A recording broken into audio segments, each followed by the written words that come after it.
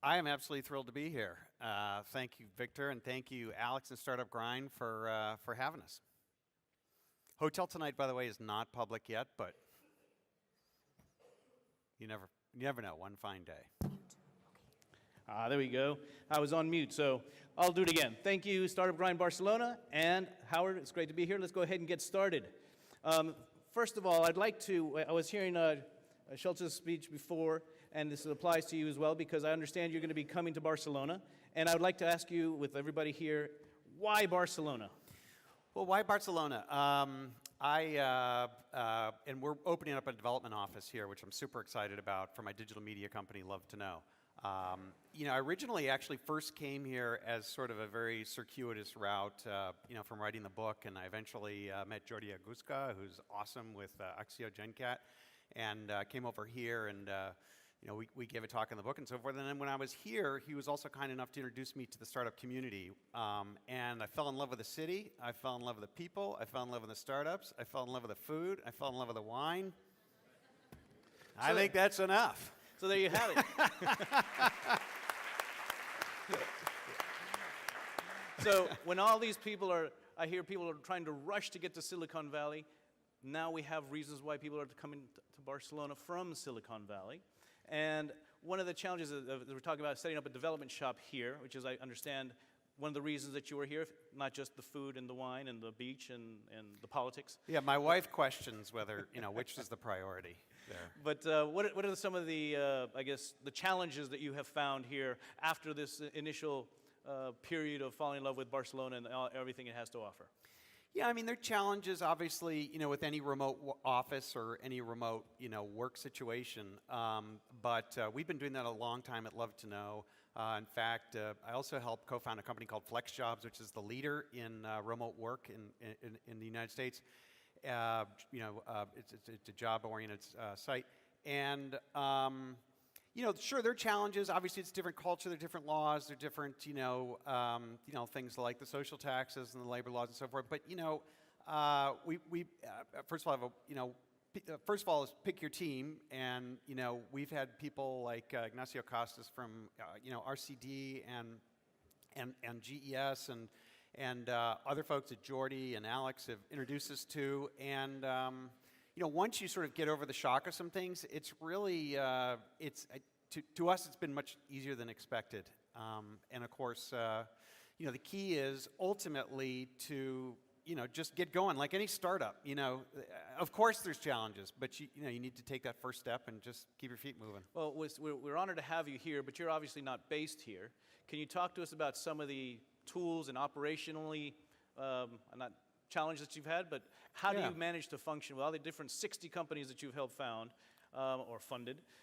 How do you manage to do these with the tools and so forth? Yeah, the tools are really critical, and of course they're much better than they were, 10, 15 years ago. So it really has become a lot easier. So we use at LoveToKnow because, and again, we've had some practice with this because we're actually in the United States, it's kind of awkward. In the United States, we're actually virtual. We don't have an office. So when you talk about the home office, maybe it's becoming, Barcelona. But the tools we use are things like, Pivotal Tracker, Trello, and so forth, and, GoToMeeting and video conferencing and stuff like that. We have regular scheduled conference calls where everyone gets together, now video conference.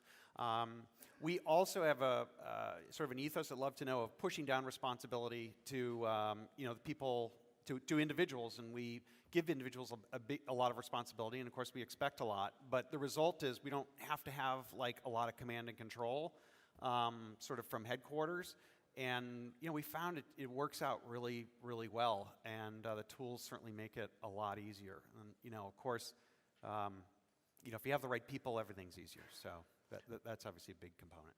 Okay, so I've asked you the why Barcelona, what are the challenges, and how you're doing your work. But I want to get into a little bit more meaty stuff that perhaps are a little bit different questions that you might normally get. And we're living some very interesting times here in Barcelona and in the United States and in the United Kingdom. Is there anything that you would like to discuss? For example, last night I was pitched by maybe 15 different startups. Yeah. And a big question that keeps coming up from some of our questions, I can see people in the audience here, political instability. Are you talking about in the U.S. or here? U.S., here. Okay. And given Yeah. that we're talking about startups, I mean, yeah. Look, I got to say, honestly, if you look at it, there was a peaceful demonstration like pro-independence. I don't know how many 100,000 people were there. There was a demonstration just the other day. I think there were 300,000 people there, or whatever the number was. I actually watched it from our office, which, on the Paseo de Gracia, which is really cool, because we never get 300,000 people together like that in the United States. We're struggling to get 200 people together, in a speech for Berkeley. So, hats off to, the process and the peaceful dialogue that's gone on so far. So, but within the fingers context crossed. of a startup, it's Yeah. already hard for a lot of local companies to raise capital here. Getting the first A round or even pre-A. How do you think this would impact their ability to, or investors' willingness to invest in a locally based startup? Yeah, I mean, look. Here's the way we look at it. We're committed to Barcelona. We have, an office here. But whether I'm investing in a startup or whether I'm investing in this office in Barcelona, I've just always found it really helps. We always have a very long-term view. So if I'm investing in a startup, you ask a lot of people, well, how long, does the average startup take? A lot of people say, 5 to 7 years, which, I just don't buy at all. If you ask me, the average startup takes 10 to 15 years. So it's a marathon, not a sprint, and I stay focused on the very long term. When we think Barcelona, we think 10 to 15 years. If people are thinking investing in a startup, I suggest they should do the same thing. And, the politics is going to come and go. And, even in the United States, over 15 years, we're going to have, what is that, 3 or 4 presidents. So, depending. So, I'd say don't worry about the politics. It's really going to make zero impact on whether the startup succeeds or not. What's going to matter is the people, the product, and the grit of everyone involved and the commitment. So, So it's fair to say that Howard Love is bullish on Barcelona. Hell yeah. There we go. That's what we wanted to hear here.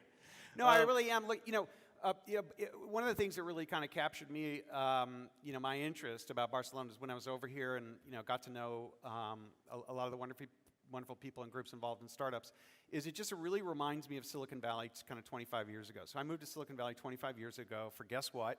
Because we were in New York, and there were no engineers, there was no startup infrastructure, there was no nothing, and we were a startup. And, people looked on us like, poor Howard can't get a job.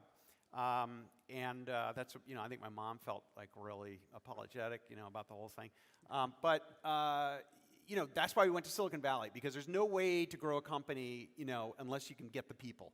And of course, the infrastructure makes a big difference. So when I look at Barcelona, and that's the way Silicon Valley was 25 years ago. Now, and we could talk about this longer, but now there's as many problems as opportunities in Silicon Valley. Obviously, massively expensive, massive problem, finding people. I really am not sure it's the best place for a startup right now, just for the record. I think if I were starting a company, I'd actually much rather do it here, and or virtually. So, Barcelona has really, the beginnings of a great infrastructure for startups, and it's got this, incredible lifestyle attraction, which, has always been an attraction for Silicon Valley, sort of up till now, when it just starts getting prohibitive. But also, you can pull from all over Europe. So I think there's a huge number of advantages for Barcelona. I think it's probably technically ranked the number 3 startup place after London and Berlin, but I think it holds actually more advantages. And so I think long term, over 5, 10, 15, 20 years, Barcelona is going to continue to grow in the startup world. I'm very convinced of it. Okay.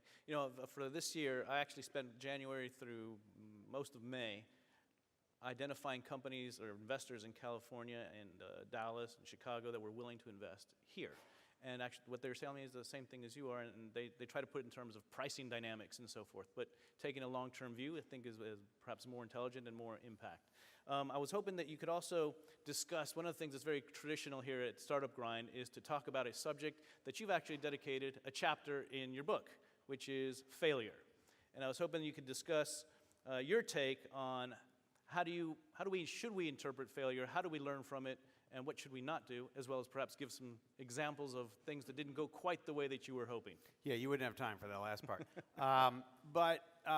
Look, failure you learn a lot more from failure than success. Unfortunately, success is not a great teacher, really. Failure is where you really learn your hard lessons. What I mentioned in the book, I have a whole chapter on failure because it's sort of the elephant in the room, and it's this looming potential cloud. But the reality is, what I sort of preach is embrace failure. So what the startup J curve kind of goes like this. The reason, and it charts the journey that almost all startups have taken, at least over my 35 years of experience. And it starts here where everything looks incredibly fantastic, and there's this wonderful optimism and mixed with a little naivety, and that's fine. But people sort of expect that the curve goes like this, and then hockey sticks at the end, and everything ends wonderfully. And the reality is, people start startups here, and everything's great because what's wrong with a PowerPoint deck? If there's something wrong, you just change it. And it's a little harder to do once you get going. And then, I divide the startup journey into 6 phases. There's create, release, morph, model, scale, and harvest. And, the create and release, you'll notice the curve goes down. And what that is showing that there's this long, cold, what I call the long, cold winter, when you go into a really, really tough spot where your initial product probably doesn't work. It probably took longer to get out. You're probably running out of money and so forth and so on. And so one of the sort of antidotes in terms of how to deal with a lot of that is to embrace failure early, right? So in other words, you get your product out quick. Why? Because if you know it's likely to fail, then why put too much effort into it, right? So have your hypothesis, create what you need to test the hypothesis, get it out there. If it doesn't work, embrace it, love it. It didn't work. Okay, move on. And the entrepreneurs that can embrace failure and make the quick course corrections and come out with the next thing and the next thing and the next thing, those are the ones, in my experience, that succeed. If you get your product out there, and you could say the same thing about new hires and lots of things. But if it's not working, just embrace it. Like, it failed. Okay. Move on down the road. So the quickest way to success is to embrace failure. It's one of the paradoxes I believe in. Okay. That's a tough one here in Barcelona and Spain. We've had a hard time embracing that failure, but we'll be better at it moving forward. I was at Draper University. I run by Tim Draper from Draper Fisher Jervis, and they've got kind of a cool thing. They have a sort of an incubator thing going on.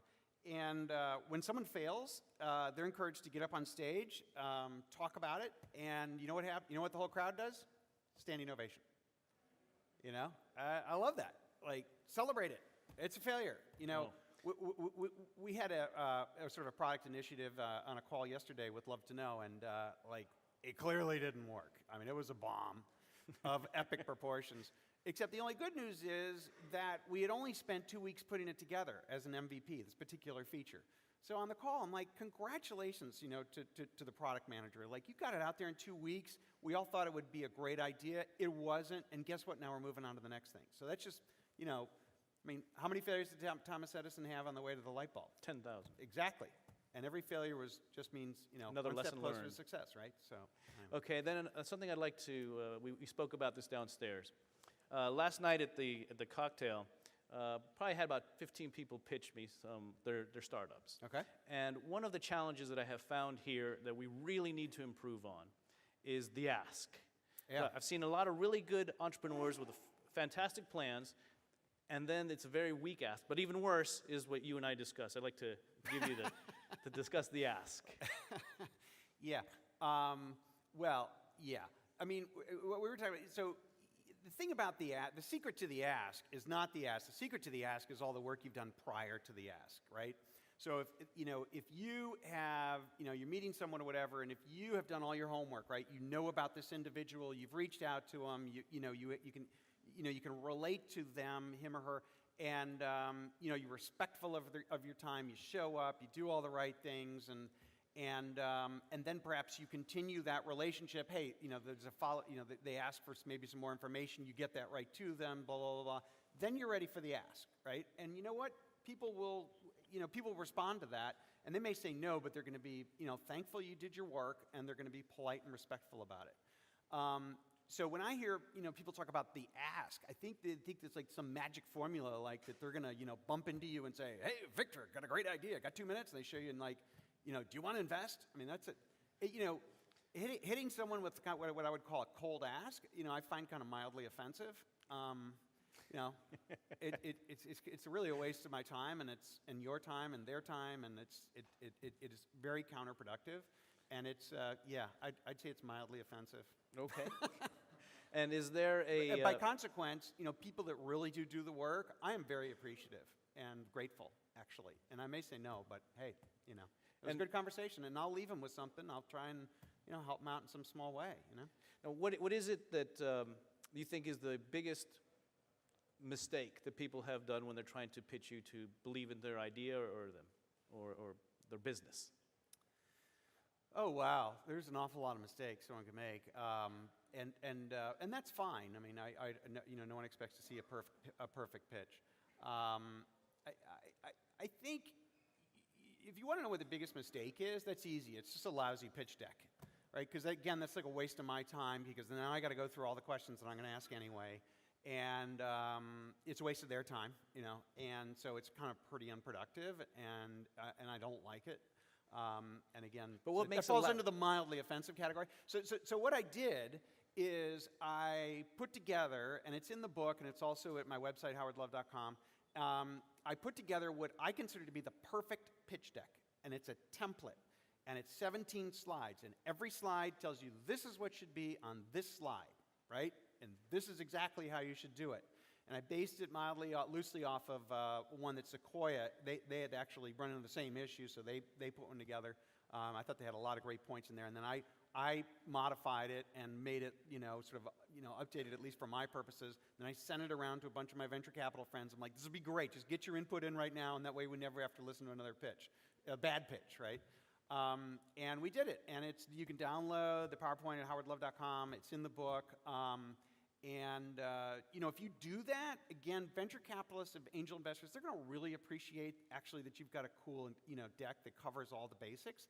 And then the advantage is that, the discussion time, I can dig into the specifics, And you don't have to have it like exactly those 17 slides, but you need to cover everything in the 17 slides. And if you want to add one or two more, take a couple out, that's fine. But like from a venture capitalist perspective and a sophisticated angel investor's perspective, there are things you gotta have in there, and there's a kind of a specific format. And so, again, having a bad deck, you're kind of, screwed before you even start. Okay. And we only have a couple minutes left. I wanted to see if there's something that you would like to know from the Barcelona audience. What is it that you'd like to do before you leave this week? And when are you going to be coming back? I would love to know the best available Rioja on the market. But I think I'm getting close to the best Albarino. Howard, we have Priorat. We got Catalan wines here. There you go, Priorat. Okay, Cava. And Cava. So so if you have any suggestions along those lines, please email me at howard@howardlove.com. But anyway, that's the only thing I'm really panicked about here. For the audience, I wanted to let you guys know that you now have the ability to go and get the perfect pitch template to bring it down. And also, one last thing, if we can, for thanking you for coming here, if you can just little plug for your book, if there's anything that you'd like to say before we leave and have to go off stage. No, look, the reason I wrote the Startup J-Curve is to share my 35 years of experience and save, entrepreneurs, all the sort of pain and suffering that, that I went through on that journey. And, I have a saying that says the price of education goes up substantially after college. So, it's kind of, 25 bucks, and trust me, it'll save you many millions. So, thank you so much for the conversation, Victor, and thank you so much to Alex and Startup Grind for having me, and thank you, Barcelona. Thank you. Can I get a copy of your book? And I'm giving you, and that one's yours. All right, all right.